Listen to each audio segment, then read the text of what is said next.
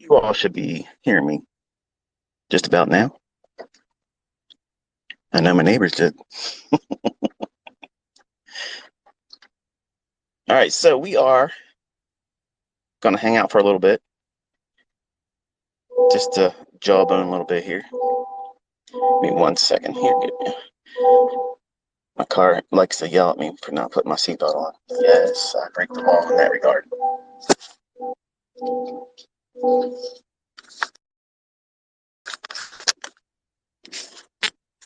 But for this one, I guess I'll have to wear it because it'll chime and chime and chime for a minute before it turns off. All right, so this week we had some non-farm payroll action. And in case you're wondering, if you don't want to be sitting through this, that it should be recorded. So that way you guys know that let's sit here and listen to this. You can come back to it later, I'm assuming. So one of the things that come up a lot is, why do I stay away from trading on Thursday and Friday, or even the afternoon session on Wednesdays on the first week of each month? And it's only to do with the inconsistencies with the market symmetry and the things that I call a signature and price action. They will come in and out. They'll be hit and miss type setups. I've learned over the years that it's just better for me not to take these trading days with live money, because the probabilities are much lower than they are when they're not on those particular days. Not the same as like a FOMC. Like a FOMC day, I can sometimes do go in after the FOMC announcement because it's created volatility. But ahead of the FOMC, I won't be in front of that, because it's basically a gamble. You don't know what they're going to do.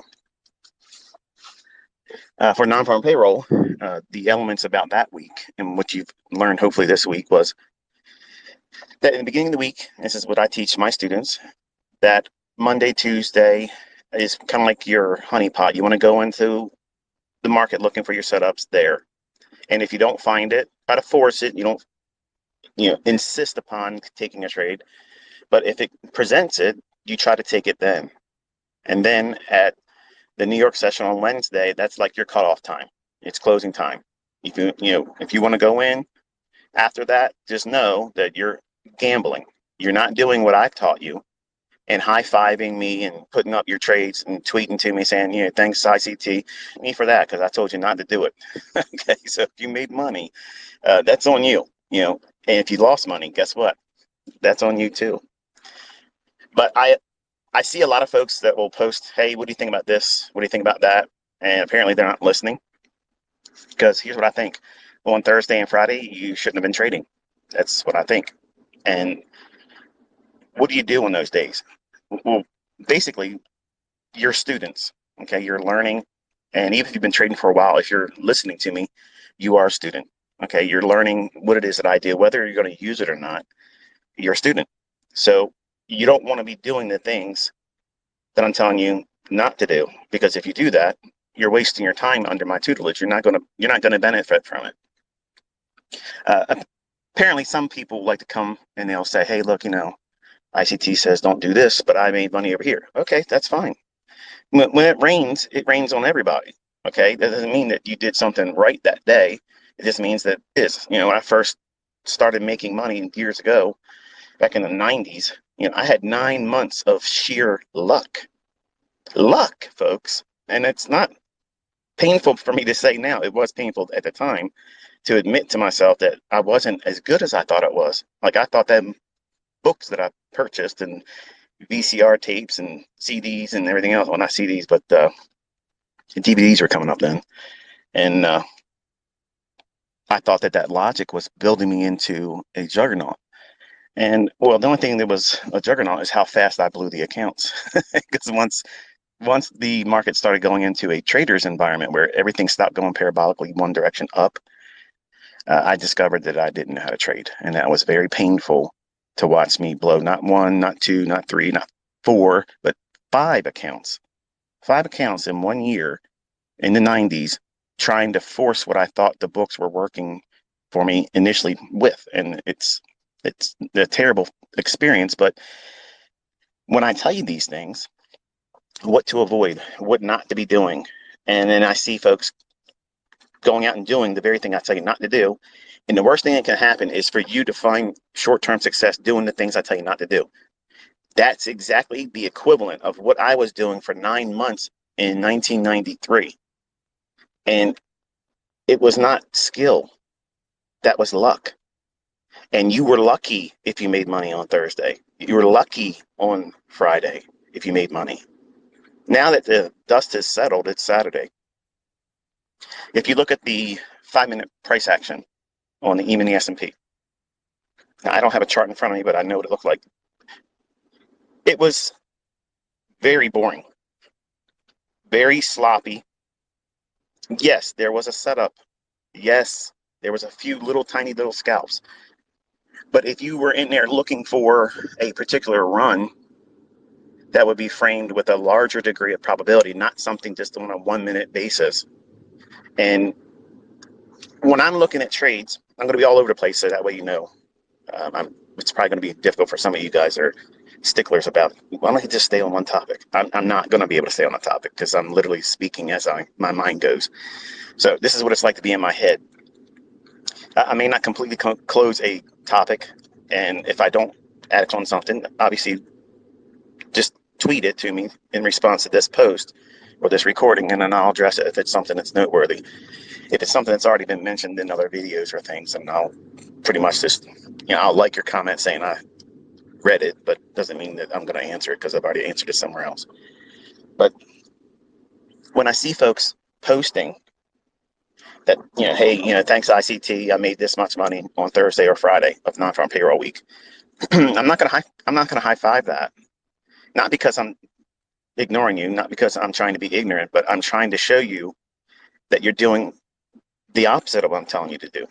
And some of you just simply want to have those war scars. Like you want to be able to go through what I went through, or anybody else that blows accounts. And, I got the war scars to prove I earned my stripes.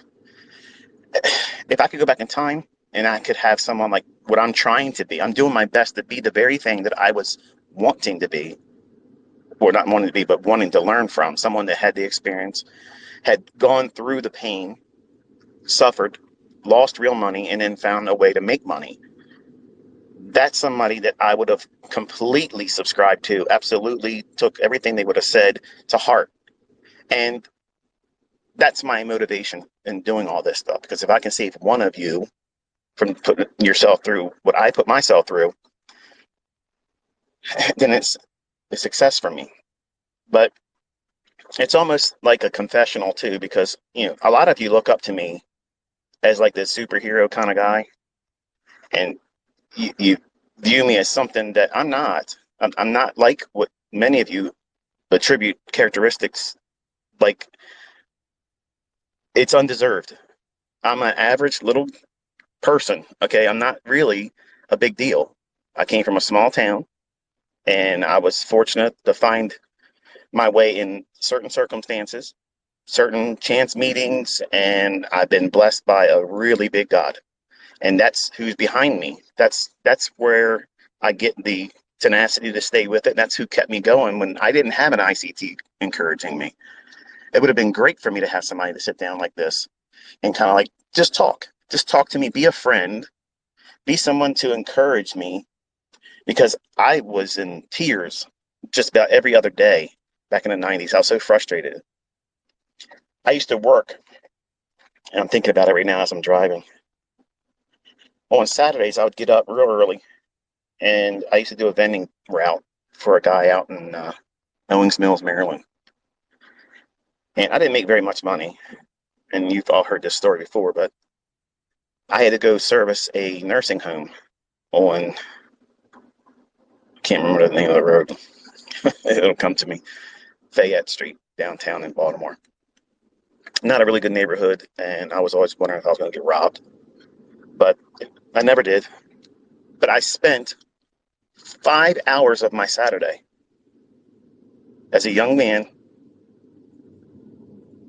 just turning 20 years old, freshly divorced. And I would waste 5 hours of my Saturday servicing one account, and I would hate my life. Like, I hated it. I hated the fact that I knew my friends and my family were home, like you probably are right now. Some of you are probably working, some of you are listening at your job and you're cheating your boss. But I hated my life on these days. So every Saturday, I go out and I take a drive. Now I'll cycle through both of my Corvettes because I got to keep them moving and keep the battery life on them because I don't put a lot of miles on them. But I'm thinking out loud like I usually do on Saturdays, where I reflect on when I was a younger man before I knew what I know now. And I was only making $315 a week. 50 of it was paid in under the table in cash for servicing that Saturday account.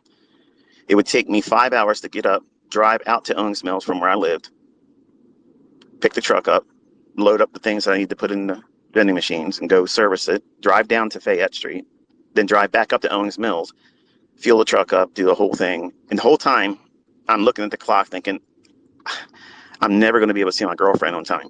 She's going to be upset. You know, the whole thing, every one of you young guys are thinking all the time. That was me. I did the same stuff. But while I was working and while I was driving to and from, I was looking for a way that I could come out of that. And I wanted to start my own vending business. Like, I was going to cutthroat the guy I was working with because he was underpaying me. He took advantage of me because his view was, and this is what happened. I was sitting in the back of the warehouse after one of my route days, and the guy's father, who really owned the business, came in, and real snooty Jewish man. Not that there's anything against Jews or anything like that, but this guy was a hardliner. Just, if you're not Jewish, then you're nobody. And he said, "Where's that young guy? Where'd you find him at?" Because I was always wanting to learn how to fix the machines. Like, I wanted to know everything because my intentions were, I'm going to make my own vending business. I didn't want to be an employee. I knew that when I was younger. But I heard him say, "Where'd you get him from?" And he's like, he applied, and he was the one that kept calling wanting the job. So, and he never misses a day. Never misses a day. He's like, he looks like he's from Essex, Maryland. He goes, he is. He goes, yeah, you got to watch those guys from Essex. I literally wanted to crawl under a rock at that time. And that day struck a fire under my ass. I was like, you son of a bitch. Let me tell you what money making is all about. I'm going to find a way, and I'm going to come back here, and I'm going to show you sons of bitches what real money is. I crept underneath the dock door so that way they wouldn't hear me. Because I think at the time, Glenn, who was the boss, the manager, the son of the owner, his dad, Marty, he said something that day that literally got under my skin. And I was like, who the hell do you think you are? Now, let me paint a picture for you. This guy, he owned a lot of Section 8 real estate down in Baltimore, made $30,000 a month in Section 8 income, living as a slumlord, okay? His vending business, he had 3 routes. I ran one of them. My route did $147,000. And I guess that was the middle route. The largest one was ran by his cousin.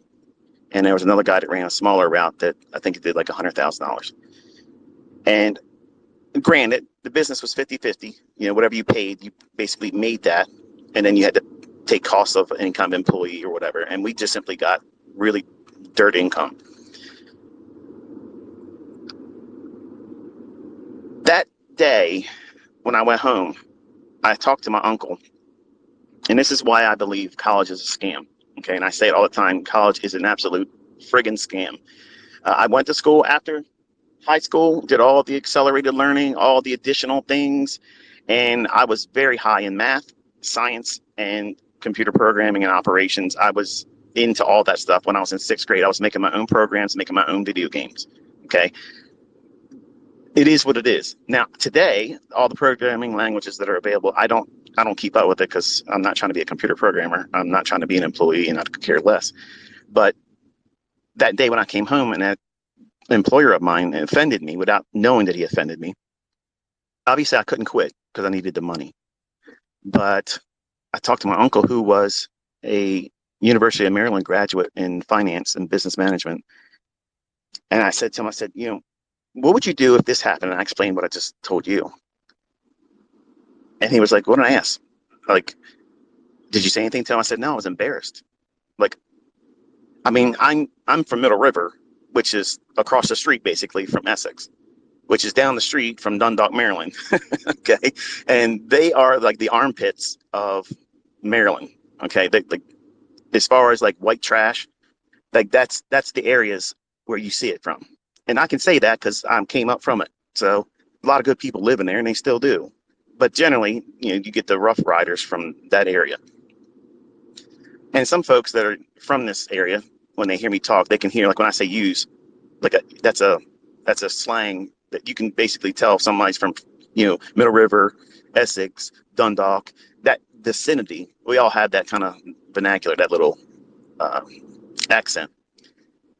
But my uncle told me, he said, you just got to get yourself a good education and just pursue what you were in school for. I said, I don't want to do it. Like, I don't want to do it. When I got out, I couldn't get a job with all the programming. I couldn't do it. I studied COBOL, CICS, Pascal, Basic, C++, and I didn't want to be in the video game making. Like, I didn't want to do that. At the time, the visibility, and I was really wrong, I didn't see that as a industry that would have been growing, because I watched it transform so much from like Atari 25 or 2600 when I was a kid. We all have PlayStation and Xboxes now, but when I was a kid, it was Atari 2600. Like, you weren't it if you didn't have that. Okay. So I've watched all the transitions and I was like, I just think it evolves too fast and I just don't see myself being able to do that. But I was wrong in that regard, because if I would have gotten into game making, I probably would have done well. But, and I know this probably has nothing to do with trading, and some of you are like, man, get to the point. The point is you all ask how I think and interpret and how I got to where I am and how do I get through all the struggles. Well, this is one of those struggles that lit a fire under my ass. A boss literally basically said that I was trash. Didn't say the words trash, but that's what it is.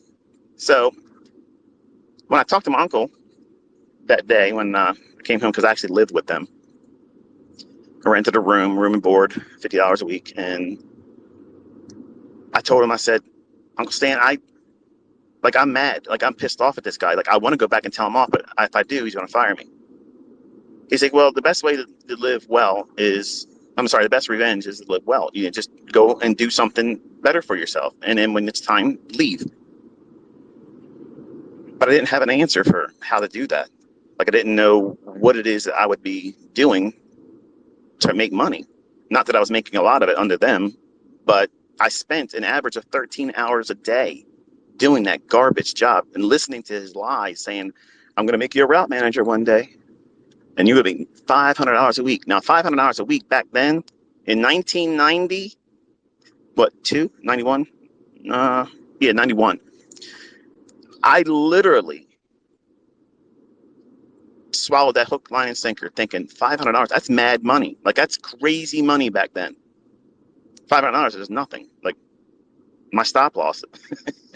My stop loss per tick is like that now. So the bottom line is I was pissed off and I wanted to find a way. I wanted to find a way to get out of that situation. And my uncle's advice was go back to school and pursue more of the languages that are available today. Now, this is a guy who I love. He was a father figure in a period of my time of growing up. He let me move into his home and they treated me very good.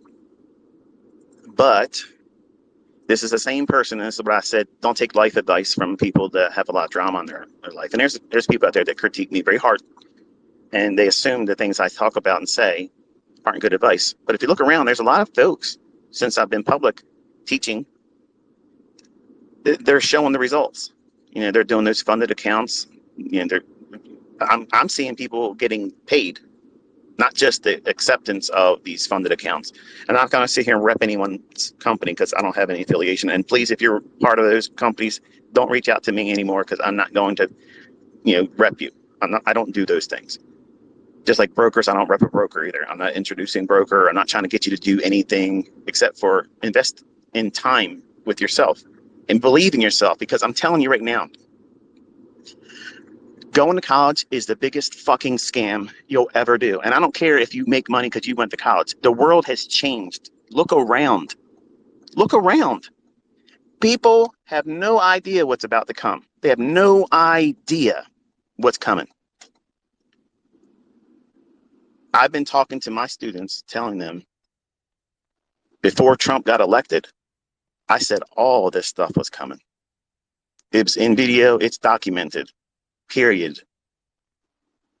The things that are coming, you're not ready for. Your job is not guaranteed. Your boss thinks the same way about you, like I just described my old boss when I was a young man.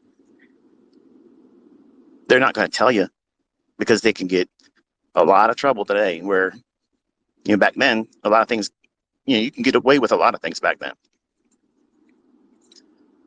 But I was taking advice from a guy that went to college, graduated a very high GPA, business management, a math scholar, but he was managing a Kentucky Fried Chicken. KFC. Yeah. Here's my uncle, the guy I learned about trading from, who couldn't make money outside of the first initial plunge into it, where he made money to buy a condominium down in Ocean City in Sugar.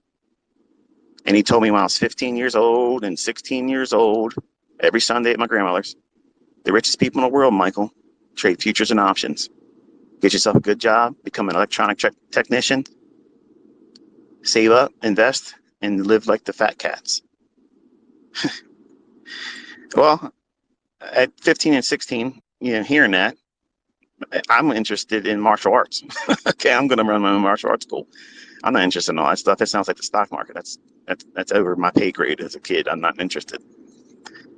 I hadn't really worked yet. And then when I started working, I was thinking, this sucks. First job was a dishwasher at Gerspec's grocery store.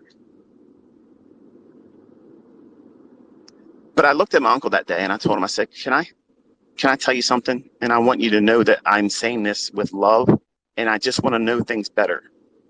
But how do you feel knowing that you wasted 6 years of your life in college, and all the bullshit that you subscribed to and the books that you paid for, all that prep work, all that stress and crunching numbers, all that stuff, and you're working at Kentucky Fried Chicken, managing kids that don't want to come to work, and then you got to stay and do their job. You did all of that as a result of spending time and the money. He paid out of his pocket, folks. He didn't have financial aid. Again, he didn't have those things. He paid for it with his jobs and savings and money, and he cut grass. And that's what he does today. He's a retired man. He doesn't even trade. And he's got his own little grass cutting business. So he puts a little bit of bread in that. And he's got a pension from Verizon where he retired from. But he was not successful as a trader. He was not successful as a college graduate with exemplary marks in school. Like, his grades were great.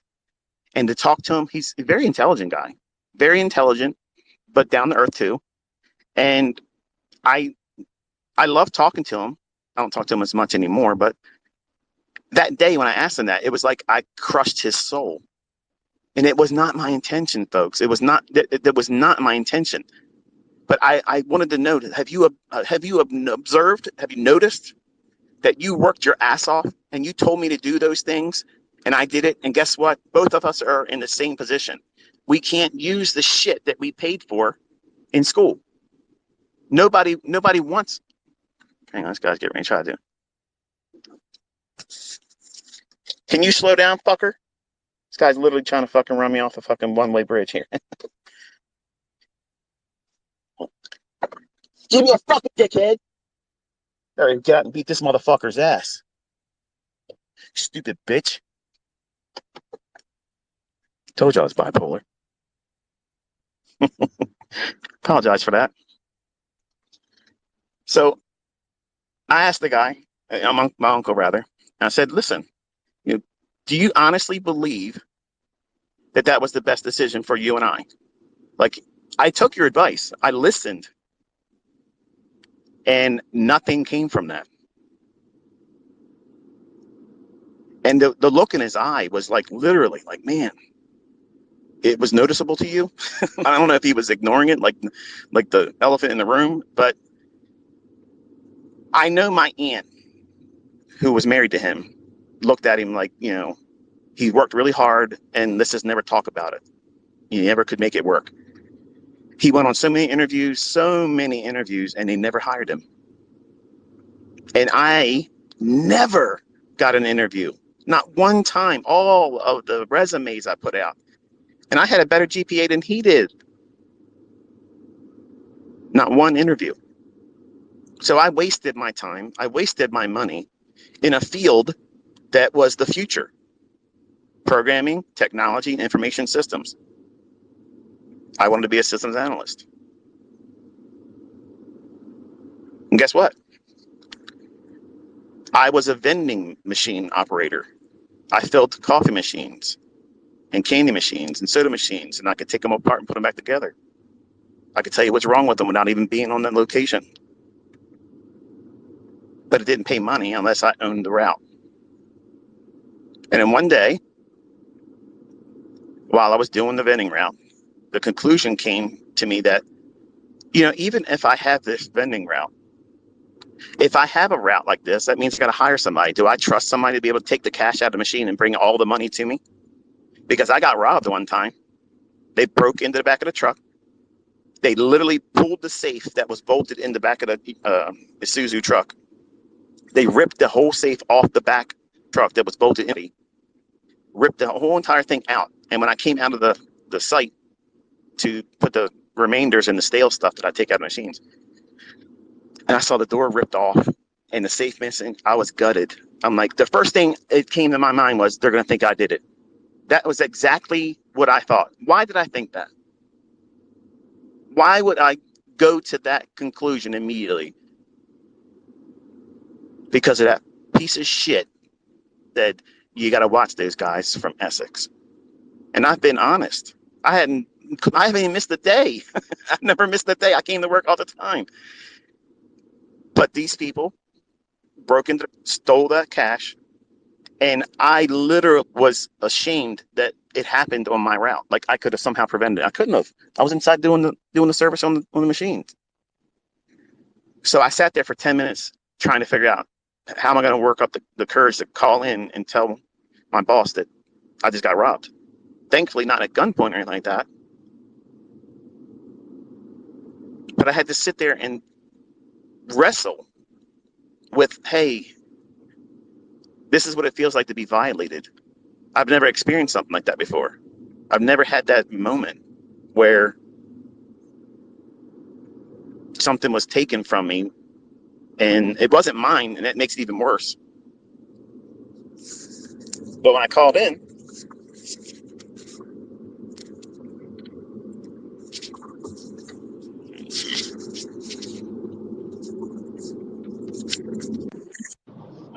to talk to the owner of the company, I said, I just got robbed. What? Yeah, I just got robbed. And he's like, are you okay? And that made me feel better that he was at least asking that. And I said, I'm fine. I just came out of the site with the site I was at. And I said, they tore the door off the back. So it's a roll-up door. That's going to cost you money. And they ripped the entire safe off the floor. Like, it's gone. Like, it's completely gone. And he goes, did they have any video camera back there and like that? Any kind of guards? And I was like, there's nothing here, dude. Like, this is the site I'm at. And it was like a dilapidated old rubber hose making company. So it was almost failing company. So there was not a lot of technology back then, and nobody was really worried about guarding a place like that. So apparently somebody followed me around, tracked me, and then figured that was the place they were going to do it. And it was like the third stop away from my last of the day. So all the money that would have been in there, you know, was theirs. Well, when I got back to the shop, the owner's son, Glenn, who I had an affinity for, even though his dad's a dick, I saw an Entrepreneur magazine, sitting on his desk. And I was looking at it, and I'm thinking to myself, entrepreneur. Remember that day when you said that you were going to be a martial arts instructor and you got all the credentials to do it, but you never did it. Here you are filling vending machines. You just got robbed and you feel like shit. So I picked it up and started thumbing through it. And I saw things in the magazine that I liked. Like they were like pictures of boats and stuff, yachts and things like that. And I was like, you know what? I'm going to ask him if I could take this home and borrow it. And I said, Glenn, do you mind if I borrow this? I'll bring it back tomorrow. It won't be messed up. He goes, no, you can have it. So I took the magazine home. And I went home, did my normal thing, coming home, shower, work out, eat, sit around, and I started wanting to go to sleep. I grabbed the magazine I was looking at, and I thumbed through the back of it, and there was this little tiny low classified ad that said, real money, real people. Call this 1-800 number and get free information. So I did. And in like a week, I got a little cassette tape. And obviously, many of the old people here, the old time students, they know that was the Ken Roberts Carthage course that ended up buying, that put me on the mailing list of Larry Williams stuff. The rest is history. But when I started making money trading, I was at that vending company during that 9 months of. So naturally, because I was looking for any way to get out of that lifestyle, having to work, and I wanted to be able to put the middle finger up into that guy's dad's face, which I never did that, folks. I'm glad I didn't, because I'd probably regret it today, but I'd be lying if I said I didn't want to do it, because I did.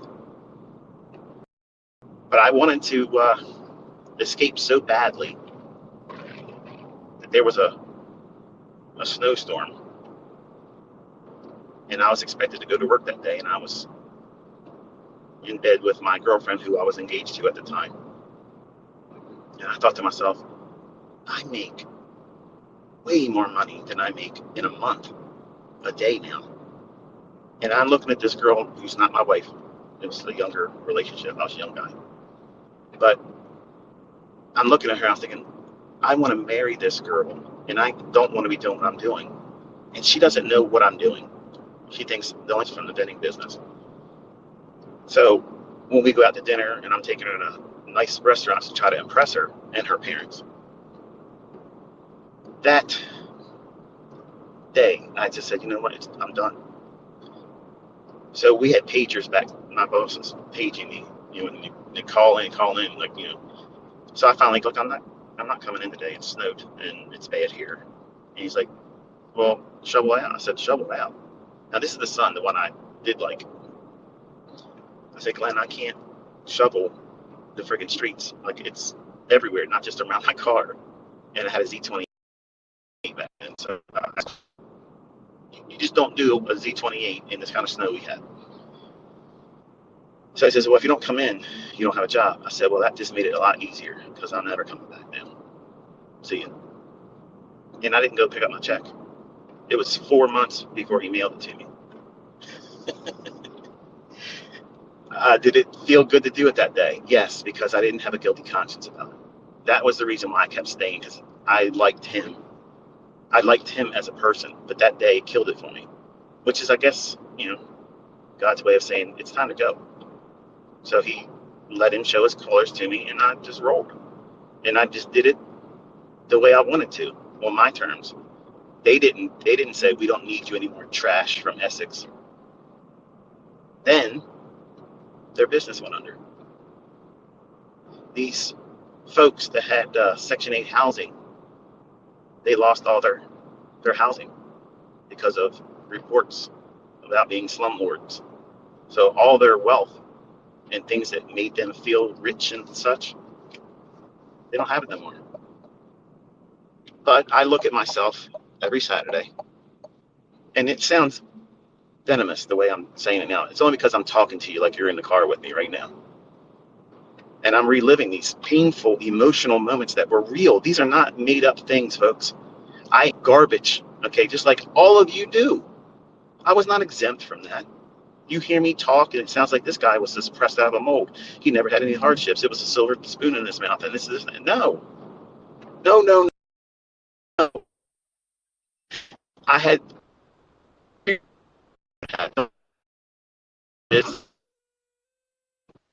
If I knew when I was younger, and it's not because I'm lazy, because I'm not lazy. It's just people listening. How can you recognize me?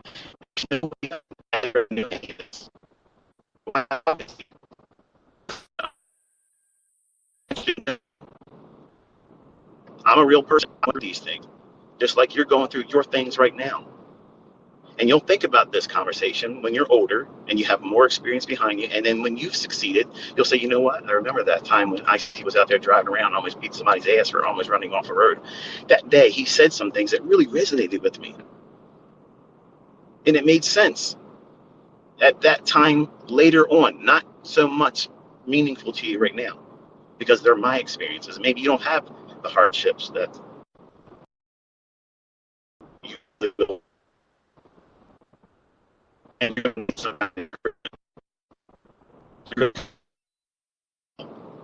This is temporary. Don't let other people around you look down on you and make you think that that's where you're supposed to be. No, you are not where you are right now. You found me because you were supposed to find me. We crossed paths because you are expected to use what it is I'm teaching. You didn't find me by chance. Do I ever advertise? No. You ever seen any ads? Nope. No coupon codes, no special deals, no deadline. If you don't do it by this time, that's all garbage. That's people that need to sell. I don't need to sell shit. And when you taste what it is that I'm selling, it's real. And then when it's given to you for free, that's treasure. Look how many people are literally energized now. They're able to see it. And all it took for them is to literally engage. Take me for my word only on the basis of test and see if it's true. It costs you nothing but time. If I'm a fraud, if it doesn't work, you'll know right away. I didn't have that, folks. I didn't have those things. Hang on.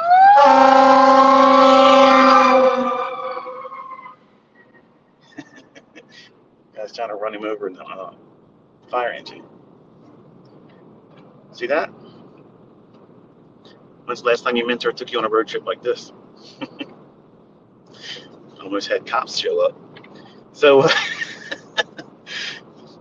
when you go through these moments where you feel like you're not going to be able to do this, just know that I had those all the time. And I had good, well-meaning people around me, and they didn't inspire me. In fact, they were weights around my neck. They kept me from being positive. I had to dig in deep on myself. And it was me basically going to war with that guy's perception of me. You got to watch those guys from Essex, Maryland. Like I'm some freaking meth head selling crack on a corner somewhere. I was a model employee. That's the guy you want that never misses a day, that works over and doesn't expect anything extra and believes that in time that the employer will reward them for their loyalty and work ethic. And I was taken advantage of. But guess what? I'm not complaining about that. I'm glad it shaped me into that's who I was before I started working for them. My grandfather made that in me. So college is a fucking scam. It's a scam. You will not go to college now, get a career, making a high degree of income with a great degree of consistency and longevity because your business is not guaranteed to you. What did 2020 show you? The rules have changed. There's a second one here. I don't see any smoke, but I'm bringing it today in a Lamborghini. Hey, brother, I see you. Um,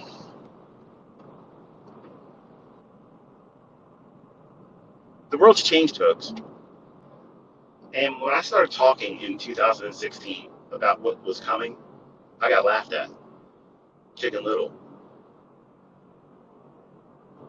But I said, everybody on Twitter, said everybody needs to get ready because they're going to do something that's worse than 9/11, and it's coming. I said that in July of 2019 again. And in October, I said it also. And then he started censoring my posts on Twitter, and that's the reason why I left. I did not get run off of Twitter because guess what, brother? I'm right here. Bring your shit. I'm right here waiting. Everybody can talk to me. Everybody can say what they want to say, and I'm right here to answer all of that.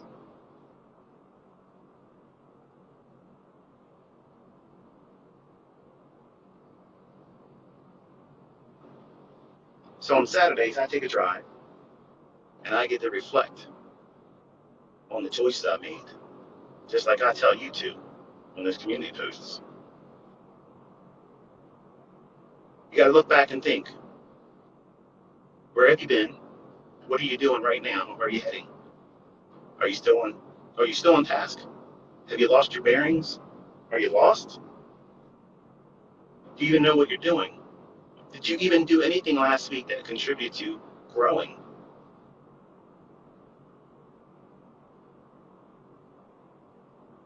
It's not just watching videos.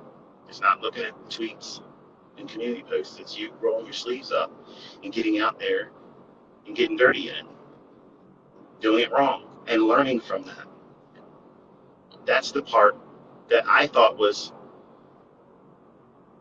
the prevention for me to, like, I looked at it like, I'm never going to get this. I'm never going to get this.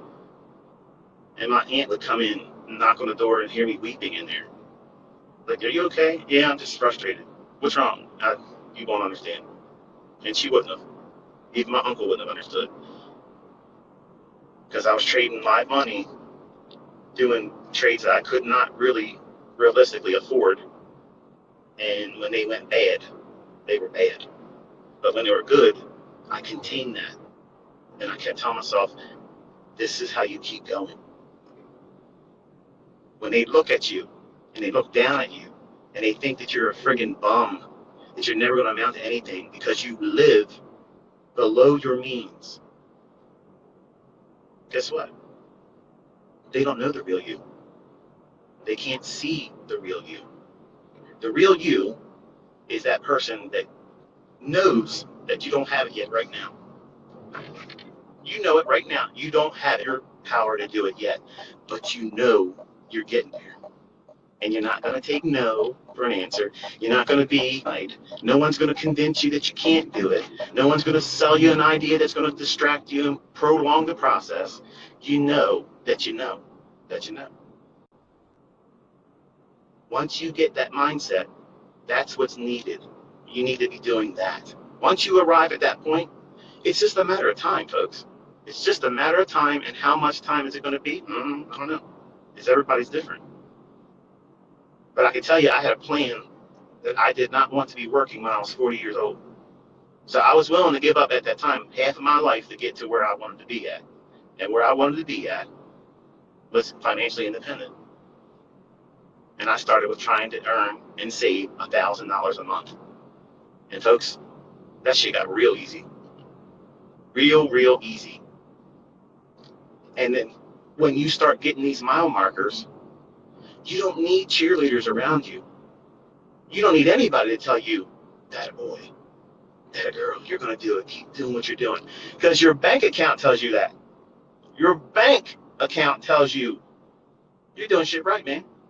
Who cares who believes you? Who's going to convince you when you got millions of dollars in the bank? Who do you need to tell you that you finally arrived? You need somebody to talk to you?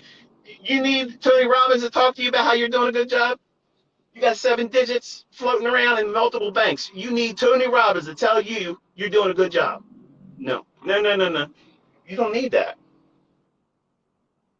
All you need to do is show up, put the work in, and do it consistently. If you do that, look around, folks. These people that are just now discovering themselves in what I'm teaching, nobody's going to convince them otherwise now. They tasted it already. They've already tasted it. They know what it feels like now. No one's convincing them otherwise. They're never going to be told what they're doing is the wrong way now. All I've ever invited everyone to do. If you do that, I promise you, I guarantee you, you will never, ever, ever, ever put this down again. Because once it bites you, you're infected. You just accept it now. It's a way of life. These markets are in your blood. And guess what? Some days, it ain't right. I had a friend when I was growing up said, if it ain't, how do you say it?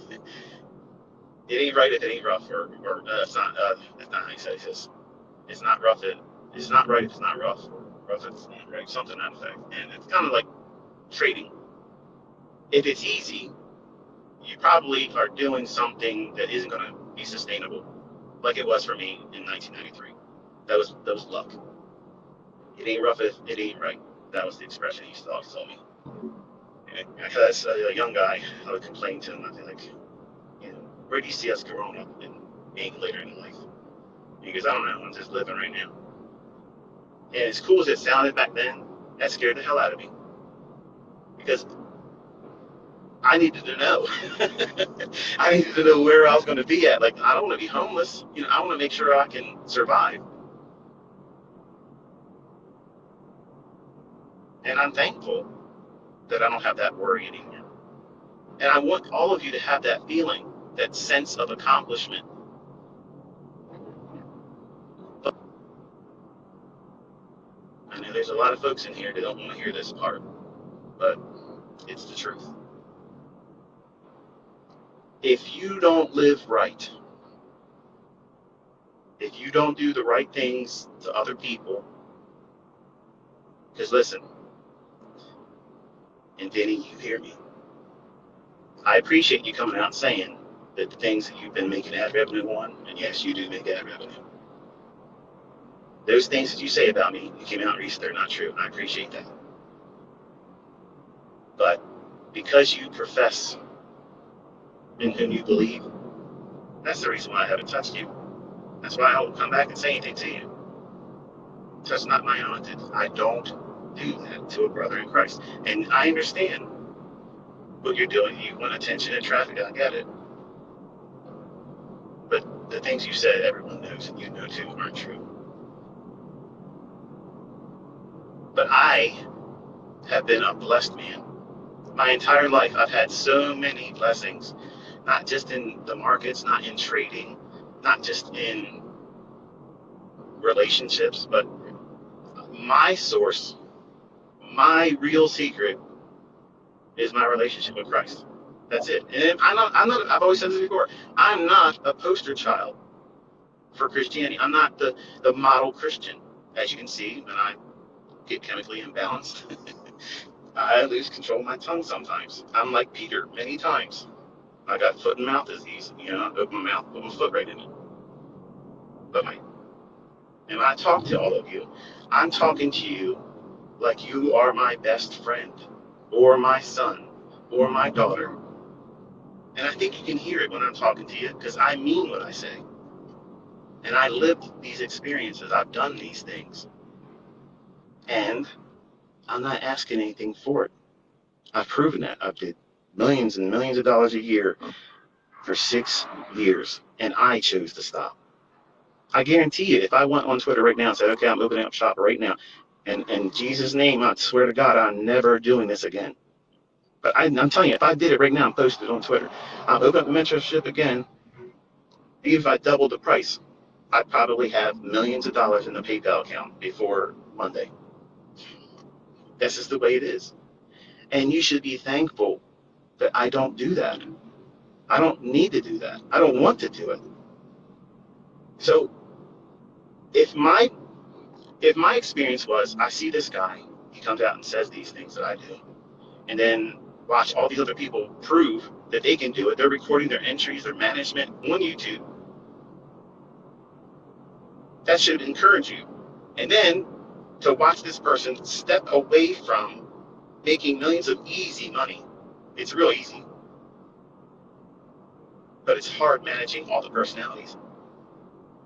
So if I'm going to manage all your personalities, I'm going to do it where there's no business tie between us. And we understand that the work is all yours. And you know I'm motivated because I love doing this. And you want someone to teach you that's passionate. You want somebody that's basically lukewarm? No. You want somebody that's on fire, that literally lives and breathes this stuff. And I have done that for 30 years. I absolutely love this industry. I love this business. I love the people. I love the whole idea of it, the lifestyle, everything. And it isn't about Lambo lifestyle. It's about peace of mind, knowing that I don't need your friggin' paychecks. I don't need to ask for permission if I can go on vacation. I'm going to tell you how much money I'm making this week. You aren't setting a limit on how much money I'm going to make. That's a mindset that nobody can understand or appreciate until they live that. And I'm trying my damnedest to do that for all of you. I'm providing the tools. I'm blazing the trail for you. All you got to do is keep up with me. Just keep up. That's all you got to do. Show up every day. Do the things I'm telling you to do, and don't do the things I tell you not to do. If you do those things, I promise you, you will get this. And once you have it, it's yours. Nobody can take it from you. Nobody can say you aren't going to amount to shit. You're going to be just like the rest of us, working shit jobs. Because guess where that came from? An uncle in my family. Well, he was digging graves in Holly Hill Cemetery when he retired. I'm digging graves on the people on the other side of my trades. Like it or don't. This is the way it is. When I have analogies that make it seem like it's a sport, that's on you. But I've always looked at this as war. It's always been war. Because I've wrestled with demons inside me as a young boy, and that's what motivated me. I didn't have a hero. I didn't have a mentor. I didn't have a guy that could sit out here and encourage me and talk about something before it happens and it unfolds precisely week after week after week. You guys are fortunate, and I'm blessed to be that person for you. I love it. I love it. So in a lot of ways, I guess God prepared me to be this person because I had to go through a lot of this stuff to understand and appreciate what it is that you're in a mentor. And you may not even realize what it is you're looking for until you see me. Once you taste this kind of way of learning, there's no other way of doing it. It just makes sense. If I tell yourself here, stop there, you've learned nothing but to trust my decisions.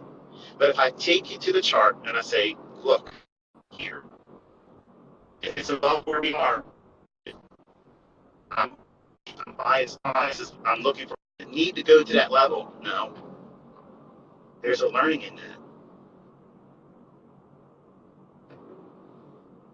How many times have you seen me call something and it didn't come to fruition? Not many.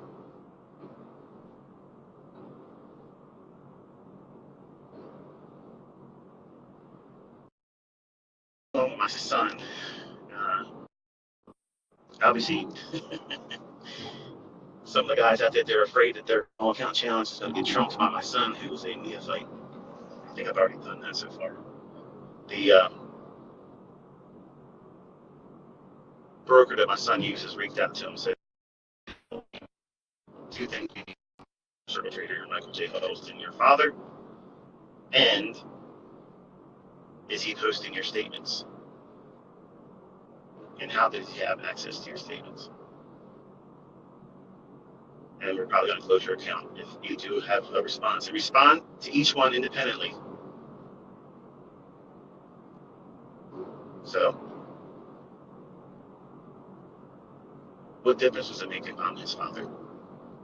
And who the fuck business is it if he wants to put his own trade statements in my email box or put them online if he wants to? I've never seen a broker ever say something like that.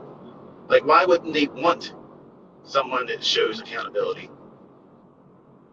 Makes you wonder, doesn't it? Now, He hasn't reported any trouble whatsoever with them clearing his trades. So I was kind of shocked when he pushed it and I texted me showing him, hey, Dad, this is what they emailed me. What do I do? He replied to him, tell him the truth. You're going to lie to him. What are you going to lie for? I think I think they're afraid that it's me behind his trades, and that would be against the law, and no, that's not going on. And how else would someone that entered and opened the account up, admitting that they don't have any experience, all of a sudden runs up from the lows he had that month? If I was broke, I'd be wondering too. But he's pushing the buttons. And if they choose to close his account, that's fine. There's plenty of other brokers out there. But as far as what he's trading, I sit with him. I explain to him how certain moves form, kind of like what I've done with you, and all the basic stuff. And no, he's not trading Enigma. He wouldn't even understand Enigma unless he gets in the marketplace. He has to taste it, see it, live and breathe it, take money from the market and have money taken from him. You have to have those experiences. And I put him in those situations with conversations saying, what do you think would happen if you went in right here? And he's excited to get in a trade. Like, he's not in a rush to get in. If anything, he's reluctant. So I know what he's afraid of. He's afraid of getting it wrong. In my eyes, he doesn't want to fail. And I can't stress this enough, Caleb. You have made me so proud. The fact that you're doing it, I love that. I know he's going to succeed because I'm going to fucking guarantee it.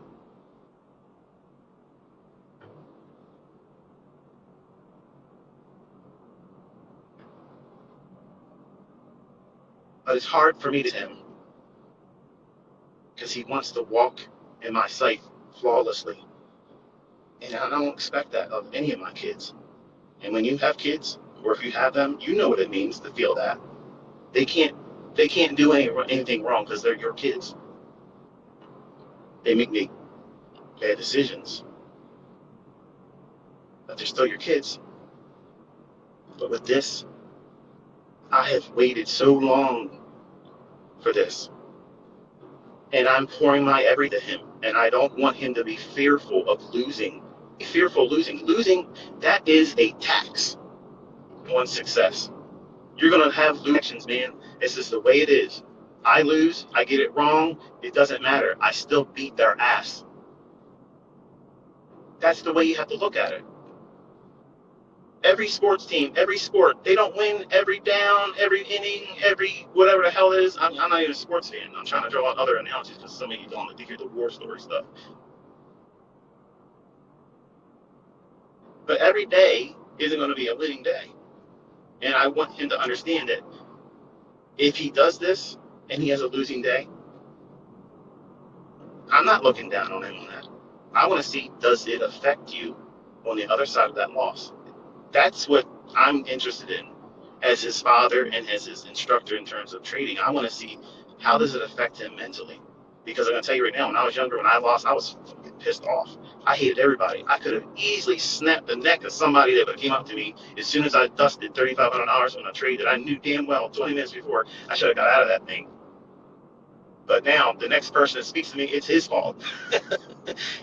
You did this to me, you know what I mean? You know what I'm talking about. So many wives and girlfriends and boyfriends have suffered so many times. Did that time cause that pain? And you want to find some way to put an outlet on it that takes it away from you. But that's what trading is. You eat it and you swallow it. It's good medicine because it makes you the trader. That bad stuff that happens to you, that's what every wildly profitable trader has done a lot of. They ate that. They took those shots and they kept going. That's why many of you are absolutely you're gonna find that this is the most impossible thing for you to do. And it's impossible for everybody in the beginning. until you get that mindset I mentioned earlier, where you know what? Nothing's going to deter me from doing this. I know it's going to feel like I want to quit sometimes. It's going to feel like this is a bunch of shit. I can't do it. I can't learn this. I'm frustrated. It didn't do what I want. I don't even know what the hell the bias is. Everybody's asking all the time, bias, bias, bias. I am literally teaching you bias, folks. I'm taking you into the chart, telling you, here it is. This is what I'm pointing to. If it's above the market, is that a bearish bias? No. If I'm pointing below the market price, and I'm saying, look at this level here, note that. Is that bullish? No. I'm teaching you by doing it with you. I'm showing you. I'm teaching you how to avoid when you're going to blow your account. I know that intimately. I did a lot of that in the 90s. I got no problem telling you. I got medals. I got purple hearts, okay, for blowing out accounts in the 1990s. I did it in stunning fashion. It was style. I did it while in a truck, working 13 hours a day, driving with my left foot laying on the steering wheel, going over the T bridge. High winds. That's like trading full margin, no stop. And that's how I was trading market, crude oil market, gold futures. I was doing all that stuff and losing my ass the whole time doing it. Well, blew that account. It's going to take me 6 weeks to save up another amount to get it. But guess what? Nobody could have told me ever that was a dumb decision. Because I knew in my heart, I have tasted what it feels like to win. And those wins were more than my monthly income gross. Let that bug bite you, and it'll never leave you alone. It'll never, ever leave you alone. So you might as well just roll your sleeves up, accept the fact that it's going to take some work, it's going to take some effort on your part, put in the time and the work, defer all your weekend warrior stuff that you want to hang out with your buddies and go out with your girlfriends and go buy what's on sale. Stop all that. Invest your time and your money in yourself. Because I'm telling you right now, there isn't anybody, I don't know anybody that went to college that makes as much money as I have. I don't know anybody like that. College didn't do that for them. Now, business owners, yeah, that's the way you do it. But employees, my opinion is even an average, consistently profitable trader will slap the money bags out of the best of any employee of any company. Because you're not limited. That company says how much you're going to make. You're an employee. You're subservient. I'm not subservient to anybody. Well, the Lord. But outside of him, I ain't got to listen to nobody. Nobody tells me what my schedule is. No one tells me what I can and can't. Nobody puts a limit on how much I can earn. And folks, listen, I got out of the teaching business, but I could roll right into a signal service right now. I'm not going to, just so you know. But if you learn how to do this, you don't need to have money to do it. Learn the skill set and then prove to everyone online that you can do it consistently. I guarantee you, they will throw money at you. They will throw it at you if they could just watch what you're doing beforehand. I teach this with my students all the time. I have a lot of folks that are literally barely scraping by. There's no way they're going to open up a $100,000 trading account. They're not. So those funded accounts, I think that they're a good idea. Are they all good? No. Do I have a reputation of doing business with them? No, I've never done anything. We'll never tell you this company or that company over another. But the skill set, once you know it, folks, listen, man. This is not pipe. This is really real. You can sit in front of a chart, determine where it's going to go, where it's not going to go, and it delivers consistently. That's a skill set very, very few people can do on this planet. Even the folks that are outside what I teach and they're consistently profitable, you have a system. You know that you are part of a society that is so minuscule. We're like the League of Extraordinary Gentlemen and gentle ladies. Please don't get on me about the gender stuff. It is what it is with me. But you're an exceptional breed of person If you can sit down and interpret these charts and read the tea leaves, and you earn those strikes, whether you're doing what I do or another way of doing it. I ain't gonna knock anybody that's consistently making money. Who can do that? Nobody should. Nobody has anything to say anything about anybody that's making money. Because if you're making bread doing this stuff, you arrived. Nobody's gonna tell you different.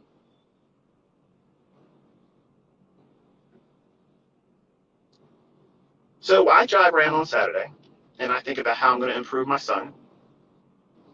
And I basically congratulate myself every week.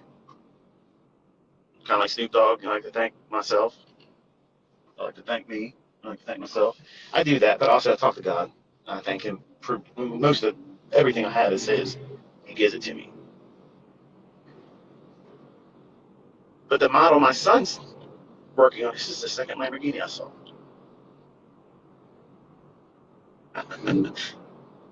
Yeah. There's a green one earlier when I said it, and I was like, wait a minute. I'm up here by Town Road. I took the same drive up to the Krispy Kreme that the private investigators that never got paid follow me around. I got to twist the knife when I can, folks. But I talk to my son a lot about what he wants to do, like where he sees himself. Now, he obviously knows that we can live way, way more affluent than I do.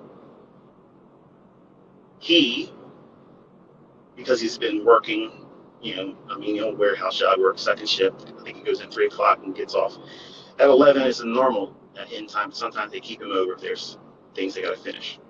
And he does all the heavy lifting part. He stacks up stuff, puts it on pallets, and he's not doing an easy job for a lot of money. It's for him because he's not muscular. He's not built like a shit brick house. He's literally, a young, thin guy. So he's working hard. Back hurts him all the time now. And I knew if I left him in it long enough, he would come to me with that desire and outwardly, some of you out here may be judgmental about that. But tell you this. When I was raised by my grandfather, because my father is absolutely a contract murderer, his name is Michael Joe Howington. He is serving 2 consecutive life sentences plus 20 years, and he picked up more time when he broke out of Maryland Penitentiary in 1983. Okay? So there you go. My grandfather raised me, and he raised me as a hard-line Navy man. Laziness was not accepted. You have because you earned it. If you didn't earn it, you don't have it. And when I was younger, I was going to just give money to my kids, and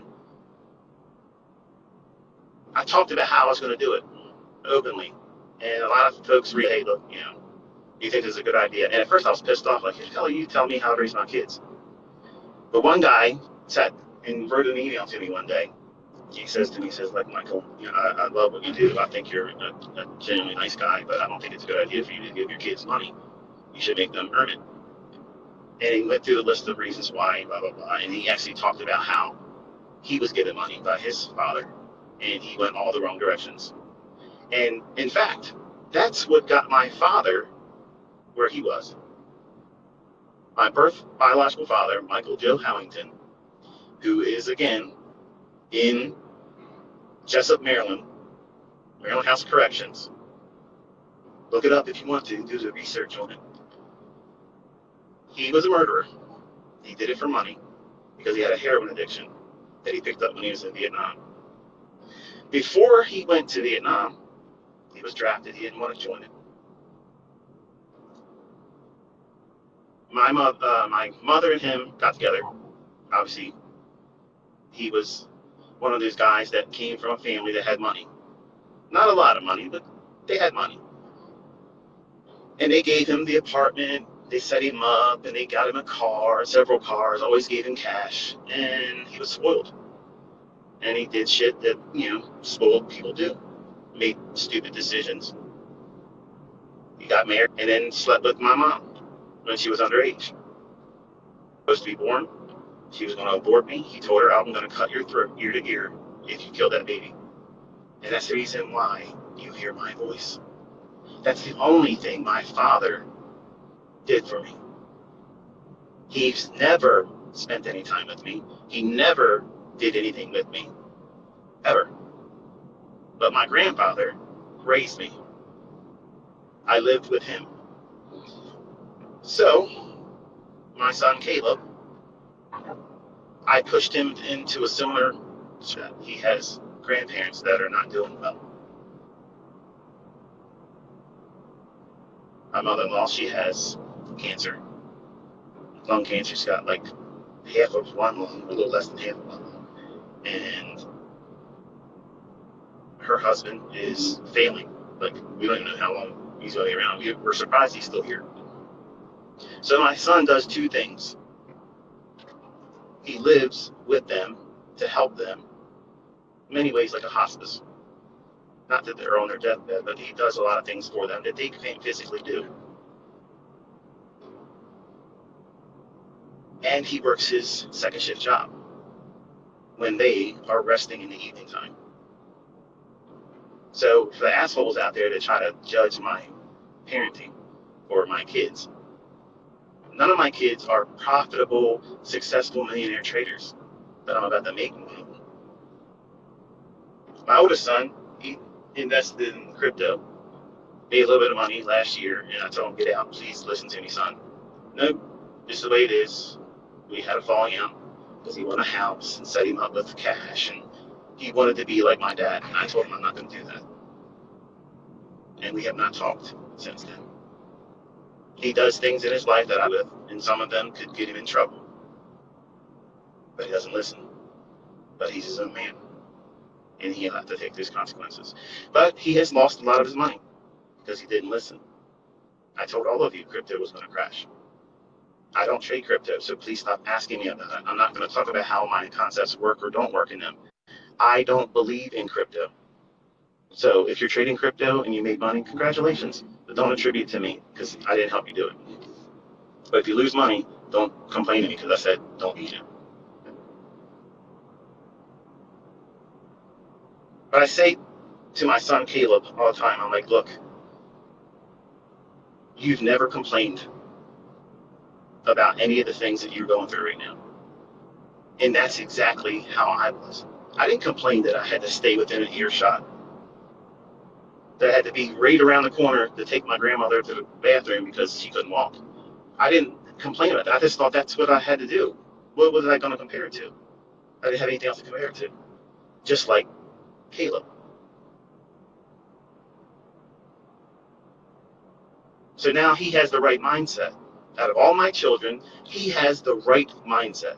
He has worked menial jobs and made nothing, hates his friggin' career, okay, because it's not even a career. It barely gives him any money. His back hurts every single day, and he wants to finally do his own thing. That's the fertile mind that I need. He knows what it tastes like to be living like that. He never one time complained, Dad, can you just do this for me? He's never asked me for anything. He's never done that. My other kids always ask. That's normal, I guess. But Caleb wants to just be able to earn enough money to not worry about money. He's not even trying to be rich. And that's how you get rich. Hear that, folks? You get rich when you don't try to get rich. When you do something with passion that you want to do well because you enjoy it and you love it, you need to make trading like that. And that starts by doing analysis and loving the analysis, back testing, reading price charts, and just pouring over top of it and not finding anything else that would be more interesting except for your relationships. Because they're important. You got to balance that.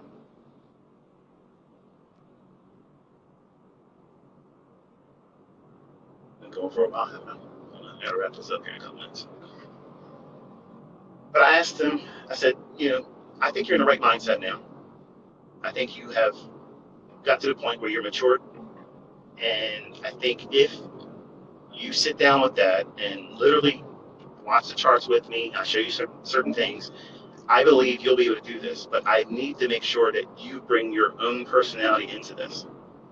So, character, and to describe him, he's socially awkward. He's introverted like I am. But if he's comfortable with, like me, I'll just go on and on and shut up. Never. Okay, I stop talking when I'm asleep. He's the same way. But if he's not comfortable, he won't speak at all. And that's how I am. If I don't know something about something, I don't talk about it. I don't. My kids will tell you that though. If Dad's not talking about him, we know he doesn't know anything about that because he's not saying anything. But if it's about work, the Bible, God, or anything like that, I can talk and talk and talk and talk and talk and never run out of anything else to say. And it's I don't know, that's the way I'm wired. He's like that. He doesn't have a lot of friends. He's got one friend. That's how it was when I was younger. I had one friend, Sean. He, my son Caleb, he is not confident in himself, and he's unsure about a lot of the decisions that he's going to make, and channels that into his charting ideas. He doesn't want to do it wrong in front of me. So what I'm focusing on is fixing those issues, and it won't be an easy fix. It's probably going to take the rest of the year, if not longer, to overcome that. And you probably know what that feels like. Is even if you're trading the smallest of leverage, you don't want to be wrong. Not because you're in front of your father, but because being wrong sucks. But you need to have someone to remind you that being wrong is part of this, and it doesn't end your career. It doesn't stop you, folks. It does if you over leverage and you overtrade and you just go crazy. Yeah, those individual incremental losing positions will take you out of the game. That's what I was teaching you this week. This is the kind of week every single month that will do that to you. If you push too hard, you'll lose your account. Look through the tweets. Stay Friday. Regret. Not a lot of them. I mean, most of them are like, this is great. This is great. Yes, that's awesome. But there's people in here that say, I wish I would have listened to you. And that's the person I'm talking to right now. I'm not talking to the person that already knows my stuff works, making money. You're not my audience right now. I'm talking to the folks that are on the fence or about ready to throw in the towel and say, I can't do this. No, you can. And you're not going to quit. It is bitching. Bitching's part of it. I bitched and quit so many times in the 90s. I quit every 3 months. I quit every single time until I had enough money to open up another account. That's exactly what I was doing. I was quitting until I had enough margin to open up another account. So no, nope. That's addicted. And you have to be an addict in this to stick with it, because cheerleaders don't exist in this. It doesn't work like that. You have to cheerlead yourself. You got to be the person that says, you know what, I'm worth doing this for. And it doesn't seem conventional. It doesn't make any sense that you would expect to sit in front of these charts and look at these lines wiggling and waggling and expect them to be translating into income going into your bank account. But guess what, folks? That's exactly, when you do it right, that's exactly what happens. But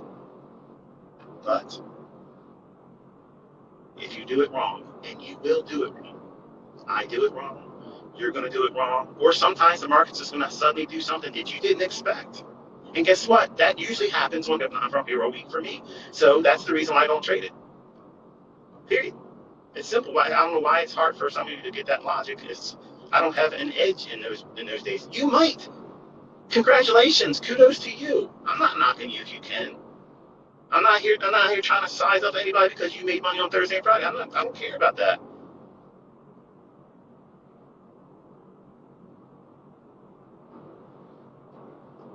But my son, because he's indecisive, because he's unsure about himself, I'm kind of like guiding him into a model that seeks 5 points. And again, I gave an example. Someone asked him on Twitter, and I replied to it earlier this morning. What does that mean? I said, for like, he wants to trade just the E-mini S&P, which, because he's already tasted NASDAQ and it moves a little too quick for him. Doesn't like that fast movement. He'll like it later on.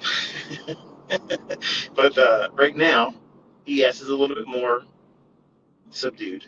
but it can be wild when it needs to be. But 5 points in the morning would be like buying it 41 even or 4100 on the even S&P, and then having a limit order to sell it at 4105. So you would get 5 points times $50 on one contract, $250. So I'm trying to give him a model that repeats that once in the morning, the afternoon. He's going to be going in every single day looking for it, but it has to have certain rules and expectations. And once we settle in on that, I promise you, I will share what it is he's doing, because I'm going to tell you what he's made with it. So it's not a demo account. Okay. Um, if we have to use a different broker, and say AMP closes his account, I'm going to make their uh, statements that he gave me. I'm going to give him the form with me to show him anyway. So they're not stopping that. Okay, but to keep his account open and let them sleep at night by not posting it while he's trading with them, then he won't do it. But I don't need to make anything photoshopped or fake. If I'm going to Photoshop something, I'm going to Photoshop, a mustache or a beard, something stupid. Trading, I don't need to make anything fake about that. Okay, I can do it.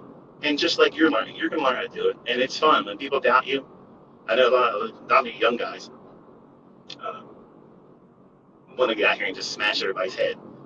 You ever ask yourself why you want to do that? Why? What is it about it? Because some of you really want to go out there and vehemently defend me. Like, I need you to defend my honor. I don't need that in me. I enjoy it. Bottom line is this. If you feel like you got to go out there and prove yourself, listen, folks, this is for the young guys. And Danny, this is you too. You were scarred. Sometime in your life, you had something cut you so bad that you had something taken from you. Somebody that you loved cut you so deeply that now you have a wound that nothing can fill it except for you proving to them that you are better than they thought you were. You were worth more than they thought you were, and then hurt you. And you want to prove it to them. But because you can't prove it to them, you're going to prove it to anybody and everyone that gets in front of you. And I tell you this because that's how I live my. I can't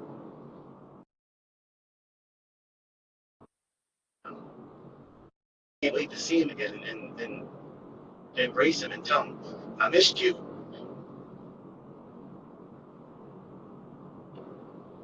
And I hope that he's proud of me.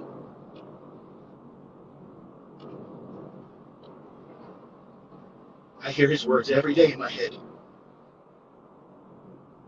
And it was hard growing up under him because he was strict. But it shaped me into who I am. And because I can't satisfy that urge to prove to him that he did good on me, when I was younger, I flexed on everybody. Everybody for it. And I'm about to turn 50 in a couple weeks. And it's weird when you start looking at that age. And some of you young guys don't think it's going to happen to you anytime soon, but it's quick. It gets here real quick. You start looking at things differently, and things don't matter like they feel like they matter for you right now. I can get out here and do all kinds of things, folks.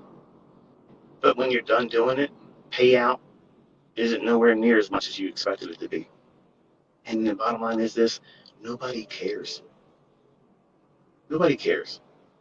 So really, you're just doing it for yourself on reasons that aren't really worth it. So if you're in trading to prove your self-worth to somebody else, you're doing it wrong. You're going to do it wrong because of that. You're going to try to push too hard when you shouldn't. You're not going to follow the rules because you have a vendetta. You have something to prove. When it's a process that you have to follow, not I'm going to prove something to somebody else. No, because if you follow the process correctly, they'll trust me. If they're paying any attention to you, they'll notice it. To remind them of it. That's wisdom that comes when you start getting older. I didn't have that as a 20-year-old. I don't care what people think of me anymore because I lived my life. I lived my life. I lived my life. I've done things that no employer could have gifted me with bonuses and salaries that would ever take me to a point where I can afford things I have now. And I have a skill set that no college would ever teach you. And guess what? The institution of ICT, this college, it's free, baby. There's no financial aid needed. It's show up and put the work in. We don't give diplomas around here. Your diploma is your account growing. That's it. That's your GPA. You want your GPA to be high. You work at that. Nobody gives that to you. You earn it here. And when you earn it, nobody can take it from you. Nobody can minimize it. Nobody can make fun of it. Nobody can talk down to you at all. When, and that is what I'm trying to do with my son Caleb. Because I know I'm going to turn this boy into a savage. I'm going to make this motherfucking boy so monstrous. He is absolutely going to rip the shit out of these markets. There ain't going to be nobody that's ever going to be able to step this boy. Nobody. And I guarantee you, I'm putting my fucking life on this. My son's fucking name is going to be on the historical board of that Robbins Cup, and he's going to fucking destroy Larry Williams. How about that? Caleb Huddleston is going to fuck up Larry Williams' record. You know what? I'm going to celebrate like a motherfucker. I'm going to live stream that shit. When they fucking do the audit, he's going to do it. He's going to fucking do it. And I'm going to shove that straight up your fucking asses, you motherfucking trolls. And I'm going to lug a bit of it. I'm going to be the proudest papa you've ever fucking seen. I'm going to be prancing around like a fucking peacock. And ain't a fucking thing you can do about it. You ain't going to stop it. If you think you can fucking beat him, you fucking join it. You join it. I guarantee you, you will never even come fucking close.